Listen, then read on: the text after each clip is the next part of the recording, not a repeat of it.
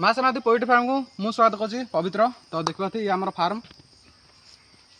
तो ये फार्म में आम कौन कर जो भी आम गोटे 45 दिन बेज हो। तो मुझे चाहूँ सबुदिन गोटे गोटे भिडियो बनाया आ फार्म विषय सबकि जनवाक आपको।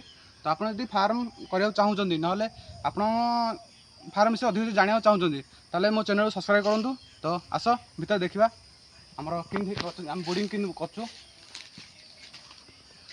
तो देखिए आम बोर्डिंग सजाई अलरेडी कम। तो भाई जो आम फार्म आम कर तो 45 दिन केतना आम प्रॉफिट मिलूँ आम दिखे आम खर्च आसे विषय डिटेल्स मुझे कहि। तो देखिए आम खई केतना आसला आम मेडिसिन केतना आसला तापर आम जो भी सामान आम खर्च हो लोडिंग में आम केतना खर्च हो दाना केतना आस सब विषय डिटेल्स आप जानते चाहूँगी आम चैनल सब्सक्राइब कर दिंतु। तो मुझे कालू सबुदिन कंटिन्यू वीडियो बने काली भी आम चिक्स पड़ जाव। तो चलो जीवा बाहर को देखीदे आम फार्मटा केड़े बड़ा होती। तो ये मो फार्म हूँ कैपेसिटी जो कैपेसिटी हूँ मोर फार्म 3700 गुड़ा मोर फार्म पड़ुଛି।